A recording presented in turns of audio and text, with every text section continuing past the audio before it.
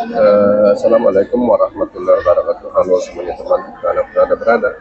Selamat datang di channel saya HM Rozi. Guys, kali ini kita berada di Masjid Nurul Iman ya, dalam rangka mengikuti peringatan Maulid Nabi Muhammad SAW ya.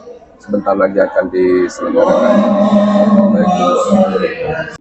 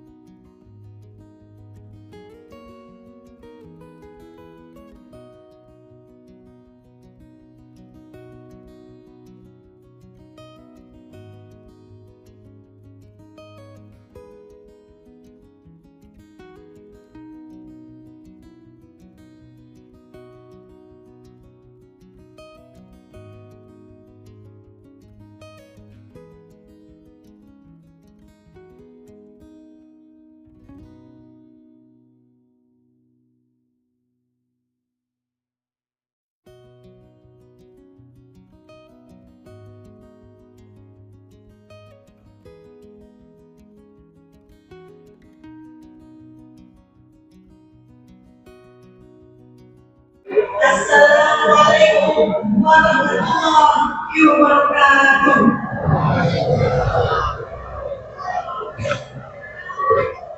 Pertama-tama, marilah kita panjat puji dan syukur atas kehadirat Allah Subhanahu wa Ta'ala. Karena atas limpahan rahmat dan hidayahnya, kita masih diberikan kesehatan dan kekuatan sehingga pada malam hari ini kita dapat berkumpul di masjid ini dalam rangka peringatan Maulid Nabi besar Muhammad Sallallahu Alaihi Wasallam 1445 Hijriah di Makkah, Iman Jumat 20 September 2020.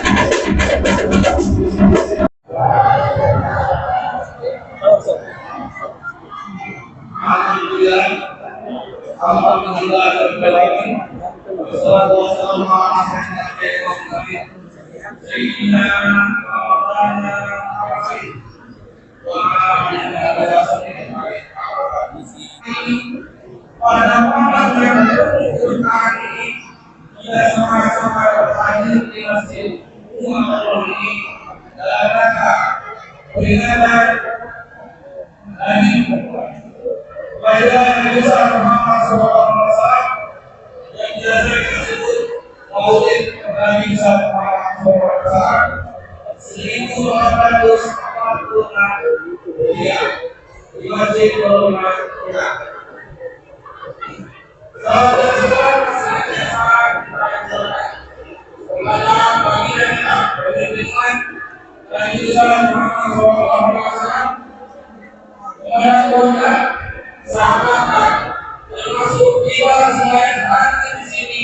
Semoga kita semua mendapatkan semua yang mendapatkan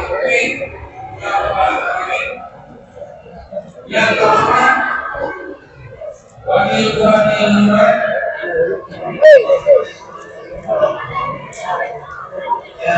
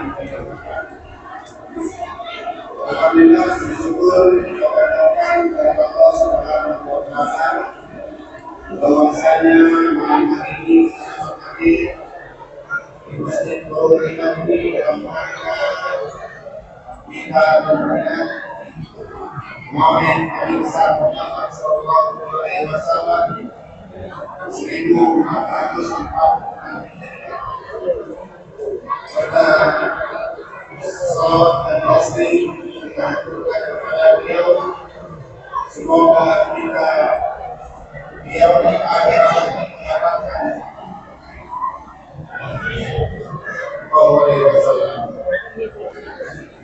Bapak Ibu sekalian,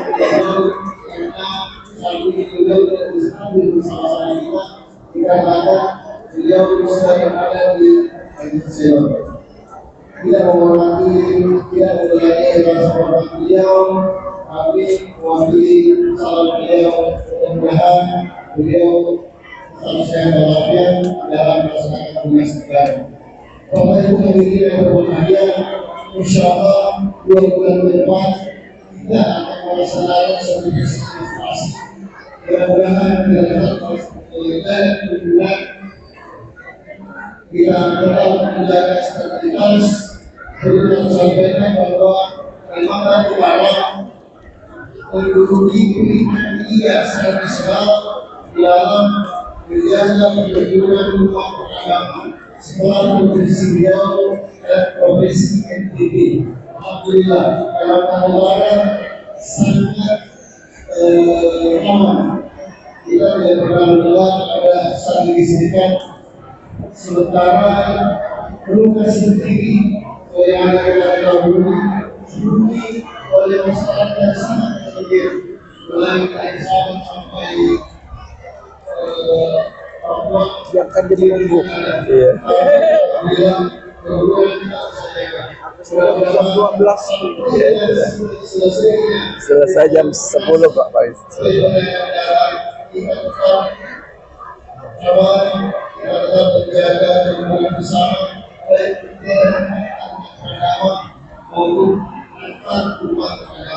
Itu memang kita bersama mudah-mudahan Assalamualaikum warahmatullahi wabarakatuh.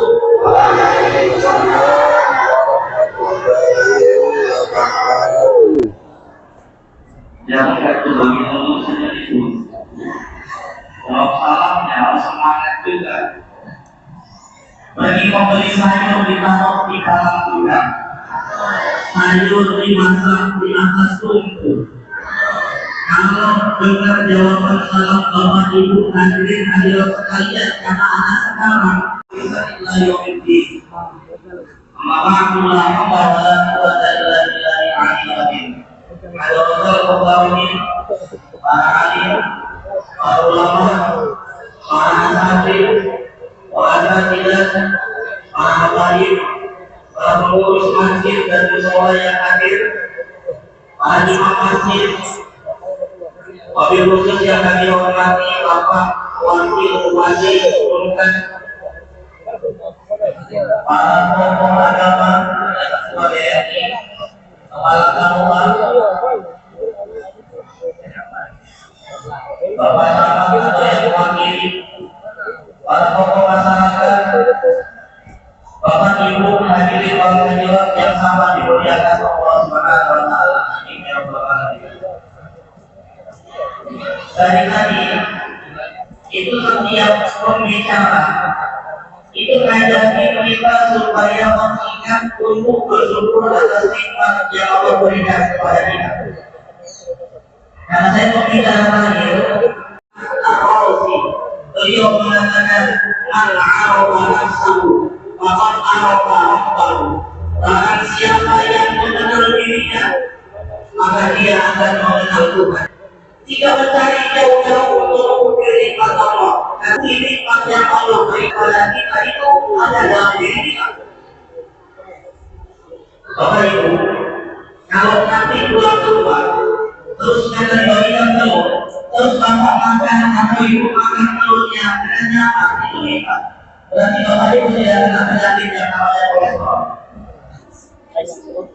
Atau Bapak Ibu nanti pulang ke rumah, waktu makan telur itu dibarengi dengan minum kopi, minum teh, atau hal yang mengandung manis-manis dan gula, kemudian bisa dinikmati dengan tenang. Berarti itu nikmat. Kenapa? Karena dia akan menjadi gula. Jadi nikmat yang Allah berikan itu adanya dalam diri kita. Kalau orang baru menanti nikmat yang belum datang, maka jauh dia dari bersyukur atas nikmat yang Allah anugerahkan. Karena orang lupa untuk bernikmat hanya karena gajinya belum besar. Kadang orang lupa bersyukur nikmat hanya karena jabatannya belum meningkat. Kadang orang lupa bersyukur atas nikmat hanya karena dia belum dikaruniai sesuatu yang dia inginkan dalam dirinya. Maka nikmat terbesar itu diingat ada dalam diri kita. Salawat dan salam lalu kami aturkan kepada junjungan kita Nabi Muhammad SAW wa ala alihi wa ashabihi ajma'in, dan semoga bulan ilmuwan dan kepada kita selalu pengikutnya yang memakmurkan yakin ya rabbal alamin. Bapak kita mudah-mudahan tidak ada awan yang menjadi jika ke atas Hashim dan kedua firman. Jadi saya coba kalau ceramah itu saya nanti ngobrol sama istri saya. Tujuan saya ceramah tausiah itu untuk menyenangkan jamaah. Karena menurut saya yang buat kita ini sulit berbuat kebaikan karena kebaikan itu tidak nikmat, tidak menyenangkan atau menyulitkan kita. Kenapa orang-orang itu lebih suka melihat tempat-tempat minum-minum panas, tempat-tempat diskotik, maksiat? Kenapa? Karena dia merasa nikmat dengan kebaikan. Kalau dia merasa nikmat terhadap kebaikan, masjid merasa nikmat, mendengarkan ceramah merasa nikmat, mau nikmat, tidak betul lagi. Maka dia akan melihat kepada kenikmatan kebaikan itu sendiri. Makanya Nabi berkata, jika wafalnya bahwa dunia asal walusen itu walaupun naik di punggungnya, naik di punggung Nabi, bahkan para sahabat itu hafal kenapa Rasulullah ini kalau duduk begitu lamanya, itu hafal karena ada duduknya yang naik di punggungnya Nabi.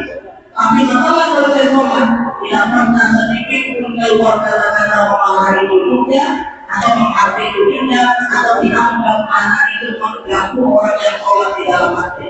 Kenapa? Supaya duduknya ini merasa nyaman, bahwa orang di masjid itu menyambut kehadirannya. Kalau jadi pengurus masjid jangan terlalu jahat sama anak. Karena suatu ketika nanti yang gantikan kita tuh adalah anak. Kalau dia tidak nyaman berada di dalam masjid, dia akan mencari kenyamanan di tempat-tempat maksiat. Alhamdulillah ini. Tapi benar, berbeda wajahnya itu karena anak imam yang baca surat-surat setelah Al-Fatihah itu begitu panjangnya sampai ada makmum yang mubarak dilakukan kepada Nabi imam mulai. Tapi kemudian di malam setelah makmum itu ada yang tidak kepentingan dipanggil imamnya dan Rasulullah memarahi imam itu menjadi fitnah bagi agama. Jadi jangan sampai kebaikan itu tidak sampai hanya karena kita tidak tahu caranya menyampaikan kebaikan atau kebenaran itu sendiri. Saya teruskan, saya bukan bisa nampak maksud kebenarannya. Tadi cerita begitu. Karena kalau ini yang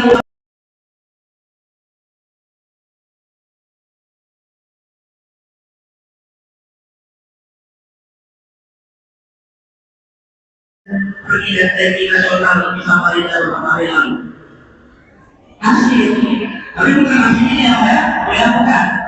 Ini hasil bin Abdul Malik, bin Qusay, bin Bilal, bin Durrah, bin Du'ay, bin Walid, bin Al-Qurai, Malik, Nabla, bin Adam, bin Husaynah, bin Rika, bin Ilyas, bin Qor, bin Qor, bin Mak, bin Atta, bin Buddha, bin Hasan, bin Khan, bin Badak, bin Amal, bin Fitro, bin Ismail, bin Tal.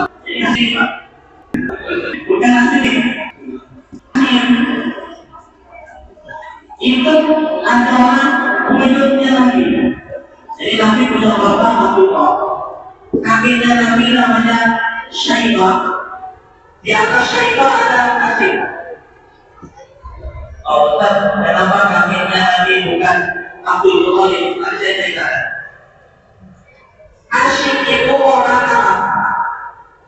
Kerjaan orang Arab. Ini Asyik ini kepala semua. Kerjaan orang Arab itu dagang. Ketika Asyik menjadi pemimpin Arab, maka ada tradisi pelayanan terhadap jamaah haji. Dan Asyik yang bertradisikan orang untuk bergerak di musim panas, musim dingin. Ayatnya sering ada, cuma kita nggak paham isinya. Apa ayatnya?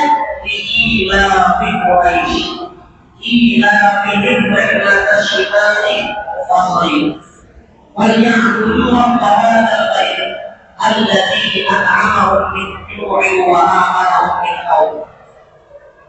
Karena kebiasaan orang Quraisy, ila bin Quraisy syitani fasayid. Mereka itu pergi dagang di waktu musim dingin dan musim panas. Kalau musim dingin, dagangnya tayangan. Kalau musim panas, dagangnya besar. Ketika masuk dagang besar, singgah dia Madinah, Madinah.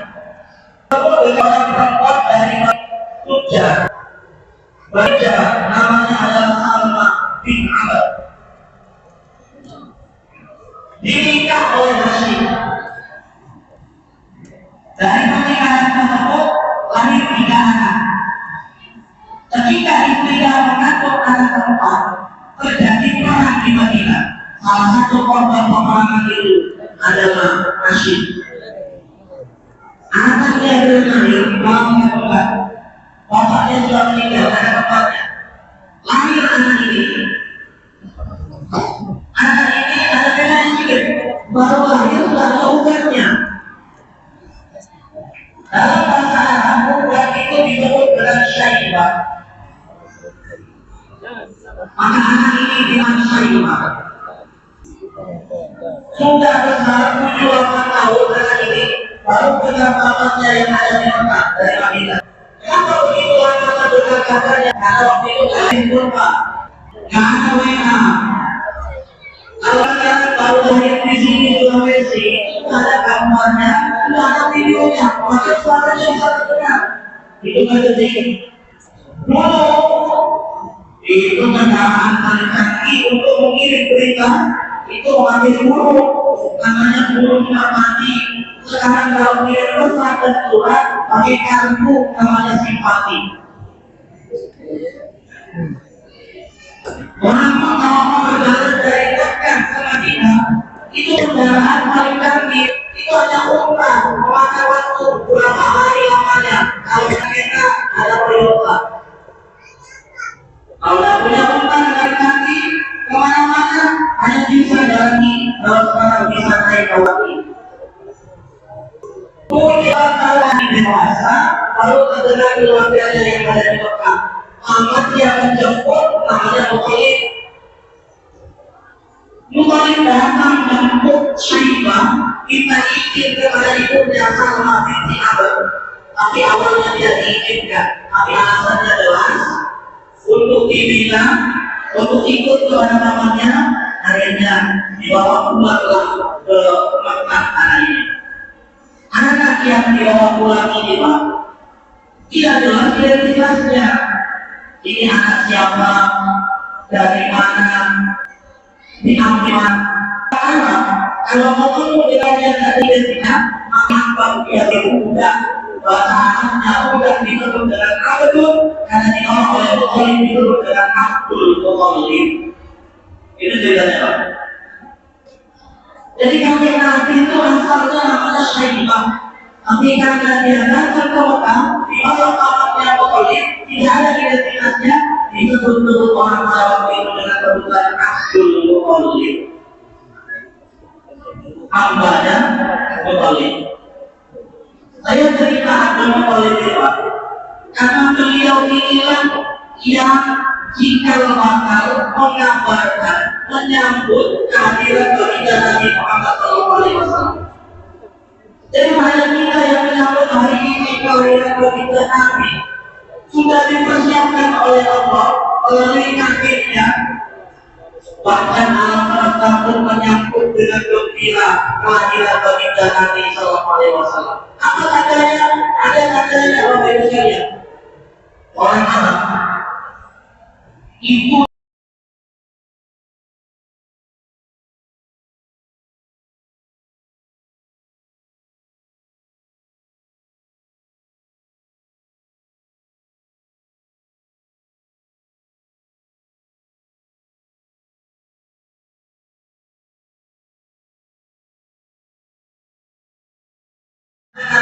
akan diutus orang Nabi oleh dulu oleh apa beragam kita oleh malam pertama tidur dia disebutkan Galila Qolibah. Ditanya dalam mimpi itu apa itu Qolibah, tidak tahu, dia tak jawab. Besoknya tidur disuruh lagi Galila Qolibah. Kita malam tidak terjawab. Malam ketiga disuruh darinya Galila Qolibah. Ditanya oleh dia dalam mimpinya apa itu zam-zam itu yang terus mengalir. Pernah tersampaikan di tempat itu tertanam tanam-tanam tumbuh yang kemudian itu masuk ke airnya. Kalau kamu mau bukan ganda, nanti akan turun ganda sayurnya malah diangkat kedudukan dengan paruhnya, kemudian di atas jabatan itu ada salah satu jelas dijawab. Besoknya kalau kira-kira ada GPS-nya Pak, ada apa sekarang namanya itu apa itu bagaimana ya? Besoknya kamu dicarinya dan betul ketika digali sesuai petunjuknya, kemudian muncullah air itu. Ini tanda pertama persiapan akan lahirnya seorang nabi. Karena kalau air ini muncul juga karena mukjizat seorang nabi yang jika bakalnya menjadi keturunan Nabi Muhammad berikutnya, yaitu Nabi Ismail alaihissalam. Mukjizatnya sama. Kedua, ketika Abdul Muthalib menjadi pemimpin Mekah, ada satu kelompok di Yaman, seorang raja namanya Abraha. Ini kenal ya istilahnya. Abraha ini ingin menghancurkan Ka'bah. Kenapa demikian? Karena di Yaman sudah berdiri bangunan yang tidak kalah megahnya. Bahkan kalau istilahnya tempat dimakmur dengan proyek miliaran bahkan triliunan, namanya Quraisy. Kenapa disebut Quraisy? Karena diambil dari kata orang suatu. Orang suatu artinya adalah kopiah atau kelompok. Kenapa? Kalau orang melihat bangunan yang begitu tingginya sampai terlepas kopiahnya, maka disebut dengan Quraisy. Bangunannya megah, tinggi berkilau ke langit, tapi pengunjungnya tidak lebih banyak dari orang Mekah. Supaya banyak pengunjungnya Quraisy, satu-satunya cara adalah menghancurkan saingannya. Ini otaknya Abraha. Pak, kita jangan benci sama Abraha, tapi kita berkuih dari Abraha. Hari ini kadang orang mau kelihatan hebat, bagus, tenar, baik, tapi kemudian menjatuhkan orang lain yang berlawanan dengan dia. Kita jangan ngaku benci Abraha, tapi kelakuan kita ambil. Kalau sekiranya kita ingin terlihat baik, maka tidak perlu kita injak orang lain supaya kemudian kita terlihat baik. Kalau kita mau terlihat baik, maka tidak perlu kita berjilat kepada siapapun yang kemudian menunjukkan kita baik. Karena kebaikan itu pada hakikatnya akan muncul tanpa penilaian manusia, karena kebaikan itu berasal dari al-aqu birrohim. Mau dihancurkan Ka'bah, tapi Allah SWT memberikan tanda bahwa nanti akhir zaman itu akan lahir dari kalangan Arab yang dimuliakan. Apa yang terjadi? Orang yang menghancurkan orang bangunan yang baik ini dihancurkan kembali oleh Allah. Ini diceritakan dalam surat Al-Fil. Ketika Anda menghancurkan Ka'bah, Raja akan orang itu dipanggil, ditanya, kamu tahu posisi di mana Ka'bah? Di antara yang ketemu ada namanya Lupail, Pak. Lupail ini dia kita bahasa binatang. Ketika dia dibawa untuk menghancurkan Ka'bah, dia kasih komen gajahnya itu supaya tak berjalan.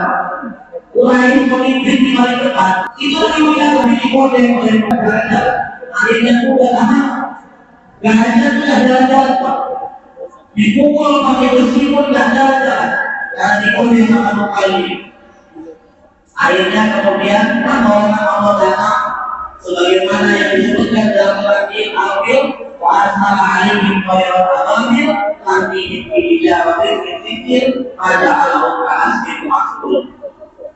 Mereka hancur seperti daun-daun yang dimakan ulat habis. Apa maknanya Bapak Ibu sekalian? Menjelang kelahiran Nabi itu betul-betul Allah menunjukkan waktu jalan akal dan al-batil. Innallahu ya'lamu dan sabuqo. Yang hak itu akan tampak sebagai hak.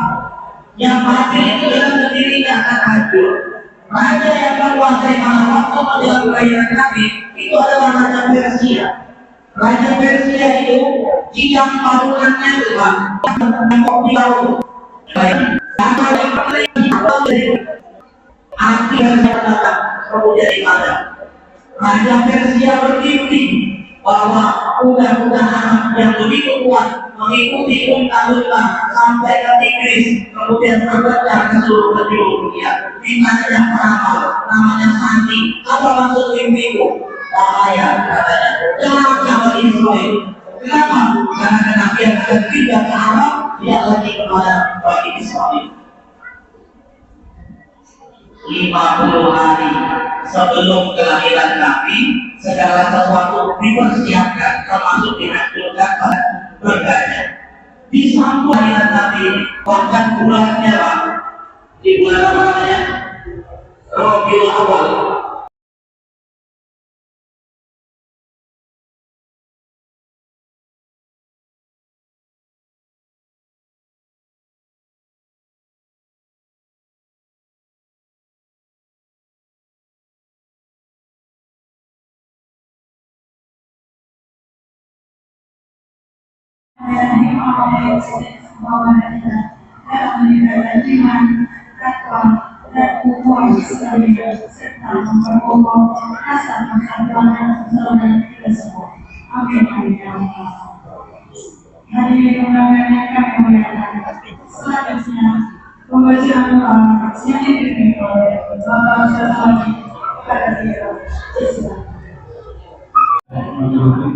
Assalamualaikum warahmatullahi wabarakatuh.